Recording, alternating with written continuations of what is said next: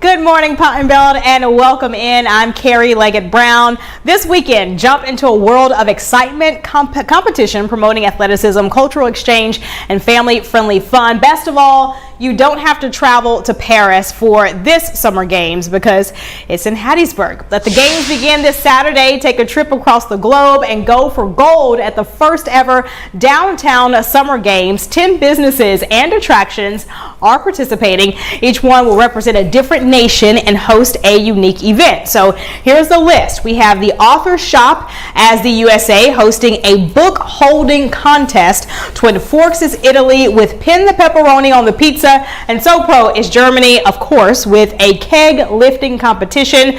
The event starts at 10 and runs until 7, but each location has different times, so plan your trip before you head out.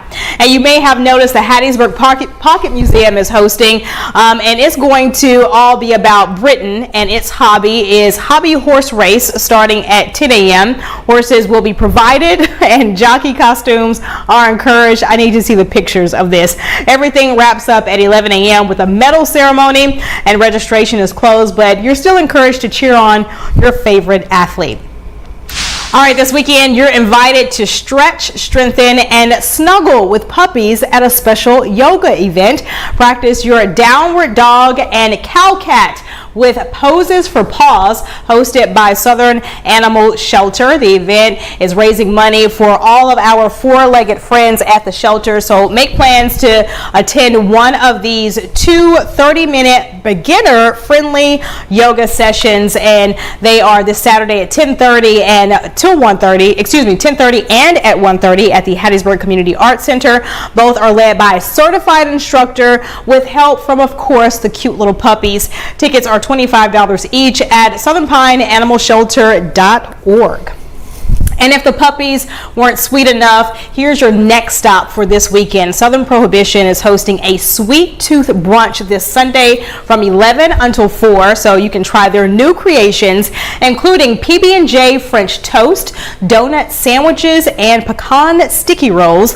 Plus, try out the brewery's newest beer called Blueberry Swirl. And if you're a fan of SoPro's Fluff series, as you should be, the brew is for you. Again, Sweet Tooth Brunch is Sunday from 11 until 4.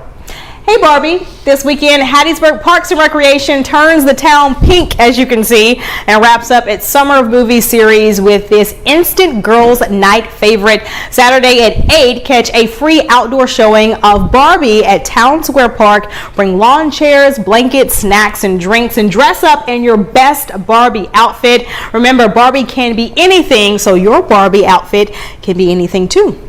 Over in the City Beautiful, the Lauren Rogers Museum of Art has several fun events planned for this weekend. Tonight at 6, catch the first in the museum's summer concert series with history of the jazz piano. World-renowned pianist Joe Ashler takes the stage in the intimate gallery setting. You can listen to classical music live in the art gallery, and that's an experience straight out of a movie. Best of all, tonight's event is free and open to the public. Tomorrow at 6, enjoy a relaxed and fun guided art experience with watercolor workshop. From setup and supplies to step-by-step instructions, you'll have everything you need to create your own original piece. No experience is necessary. It's $25 for members and $30 for non-members, and registration is required, and you can find the form on the museum's website. Looking beyond the Pine Belt now, the pickleball paddles will be flying in Jackson this weekend at Dinkin for Diabetes. It all kicks off Saturday morning at 8 at the Pickle Jar. This fun-filled family mixer is raising money for the Diabetes Solutions and Wellness Center, and there are lots of open sessions available for all levels of play, plus a parent-child bracket. Individual registration is $25, or you can register your family for $50. And if you don't feel like playing, you can watch for $10, which could be pretty interesting for news buffs because something exciting is also happening. Celebrity personalities from our sister station in Jackson, WLBT, will be facing off with folks from WAPT, WJTV, and WDBD.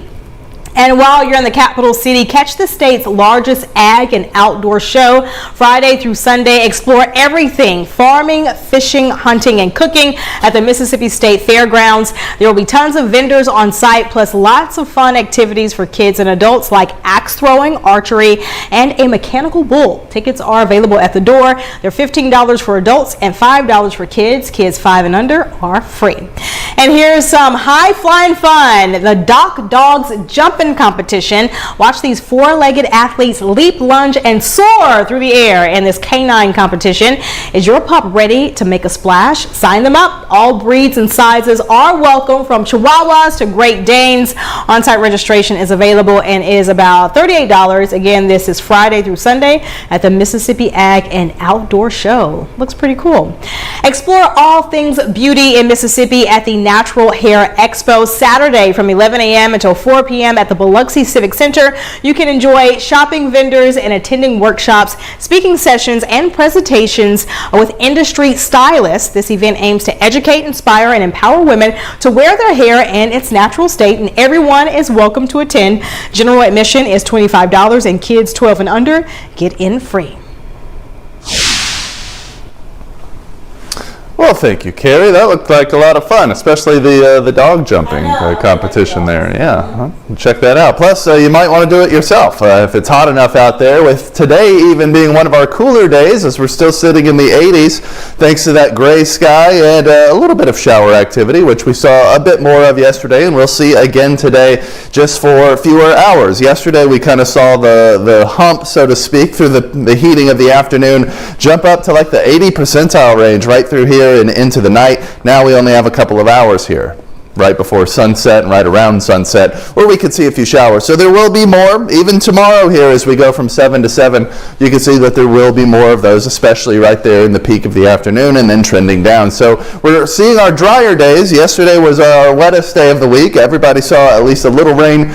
Today will be a little bit less than that. Tomorrow's looking like one of our driest days of the week there at 30%, and you see the expected rainfall areas and accumulations. Not very impressive, but it does surge back as we head into the start of the week, even there on Monday, which may end up with a slightly higher chance. Really hard to grab onto these days here and try to figure out which day will be more rainy than any other day out there, with Tuesday looking like another drier one. And then at that point, it does slowly seem to be tapering off and getting a little bit drier as we finish off next week. So we're still in a long wet period, but I believe we hit our wettest day yesterday, and we'll slowly kind of trend down and level off here over about the next 5 days. So you can see the last 24 hours here, everybody getting a little bit of rain, then those little trouble spots showing up where you're ending up with a couple to almost several inches of rain, where everybody else around you just ended up with like a tenth of an inch. You ended up with 3 inches. That kind of rain that we see often during the summertime months. We'll see that again, and that's why there's at least a level 2 flash flood risk for part of the area, level 1 for the southeastern half there, as we could see some more of those spotty showers. And if they get going and linger in an area because of how much rain we've seen so far, and we've gotten a little bit every day, and some places got more than others, you could end up with at least a little bit of small-scale, short-lived flooding problems. So just be aware of that. You can see a little stream of moisture keeping some showers to the northwest. That's where most of it will be. That's why that level 2 flash flood was over there, but you see the very spotty activity popping up later today. You see it drifting around, not as much as we saw yesterday, dying off fairly quickly as soon as the sun sets, leaving us with some cloudy skies through the night. And then heading into tomorrow, there it comes again. You do see some impressive looking little blobs, but for the most part, it's still going to be a little bit less than what we saw today. Still expecting it to be one of our drier days. So looking at the weekend here, it still has all the rainy icons, but the numbers show you that it is at least improving initially before we start seeing that rain returning, getting kind of right back to where we've been all week, which is about half of your day raining, and most of that half being while we're awake, when the sun comes up and heats things up. So for today, you can expect to see that a little bit less there at about 40%. Then you head into the next couple of days, slightly drier there on Friday. And then the weekend, as we said, sees that rain coming back ahead of a very slow dry up for the rest of next week, which will bring the sun back to us. All right, thanks, Ryan. We got one last thing for you. We're jumping ahead a bit and looking at next weekend for this super cool event. The Hattiesburg Zoo will hold bilingual story time every Friday in August. Now, this free event is designed for children who are not yet in school and their caregivers. Each story time will have 2 reading sessions, which will be held at 11 a.m. and 11:30 a.m. Doors for the first reading session open at 10:30. We've done story time for many years, but the bilingual we just had last year, and we were just doing it to test out the waters, and the reception was really positive, so we're excited to keep that going this year. Readings last roughly about like 15 minutes because we're going to be reading a book, and then we're going to bring out a nice little ambassador animal afterwards as well that we'll be able to at least see. Sometimes you're able to touch, sometimes it's just learning about them and making that connection. Storytime will take place Friday, August 2nd, 9th, 16th, 23rd, and 30th. That's all for the weekend preview, but you'll see Ryan and myself at midday. Haven't done that in a while. Yeah, we'll be there having a good time. Looking like I've met many of those ambassador animals too, so that reading thing. Oh yeah, Ryan is cool. the animal whisperer here at WDAM. All right, guys. He whispers. All right, guys, we'll see you at midday. Don't miss it.